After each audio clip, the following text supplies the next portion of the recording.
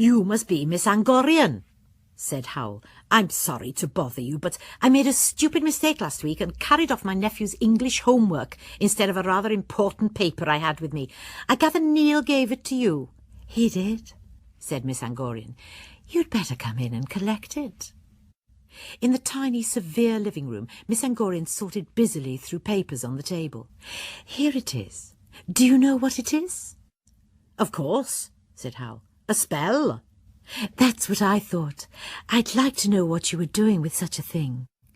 Miss Angorian, said Howl, if you know anything about me, you must know that I wrote my doctoral thesis on charms and spells. This spell is for study purposes only. Well, have it back. Would you mind giving me my homework sheet in return? Photocopies cost money. Howl brought out the grey paper willingly. This poem now, it's been bothering me. Silly, really, but I can't remember the rest of it. By Walter Raleigh, isn't it? Miss Angorian gave him a withering look. It's by John Donne. I have the book with it in here, if you want to refresh your memory. Please. Howl's eyes followed Miss Angorian as she went to her bookcase. Miss Angorian, would you consider coming out for some supper with me tonight?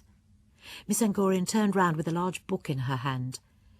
I would not, Mr. Jenkins. You must be aware that I still consider myself engaged to Ben Sullivan.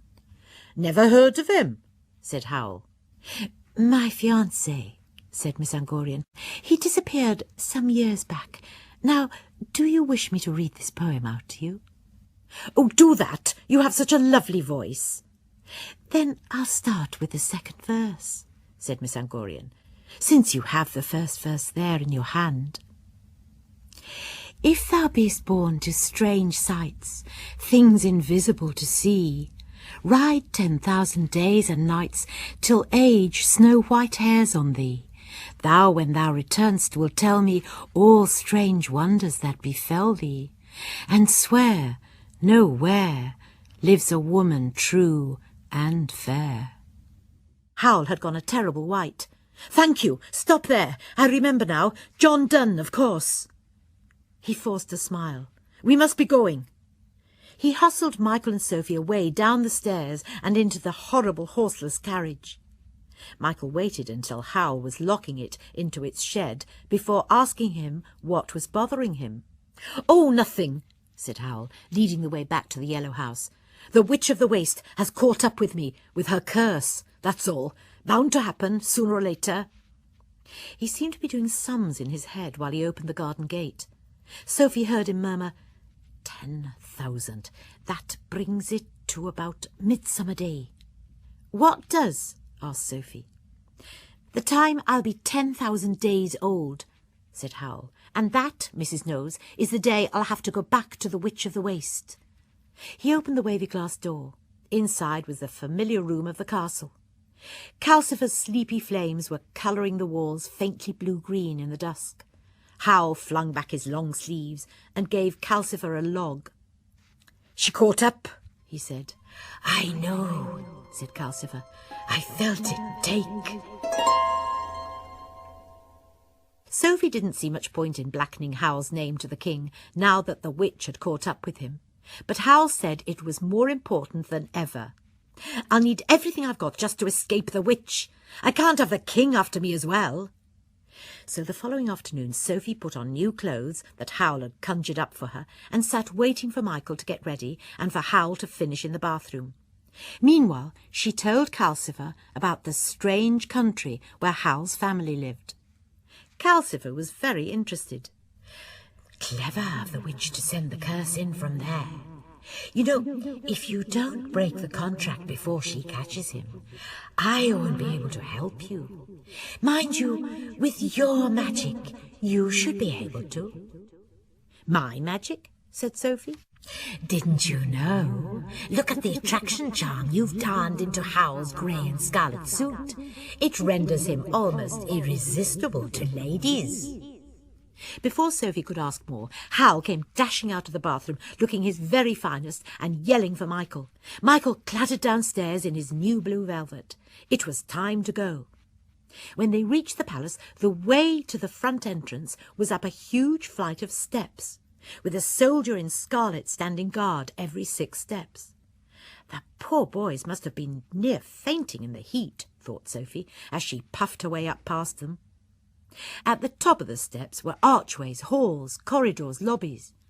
At every archway a splendidly dressed person, wearing white gloves, inquired their business, and then led them on to the next personage in the next archway. About halfway, Howl was politely detached and told to wait. Michael and Sophie went on being handed from person to person until they came to an anteroom panelled in different-coloured woods. There Michael was peeled off and made to wait too.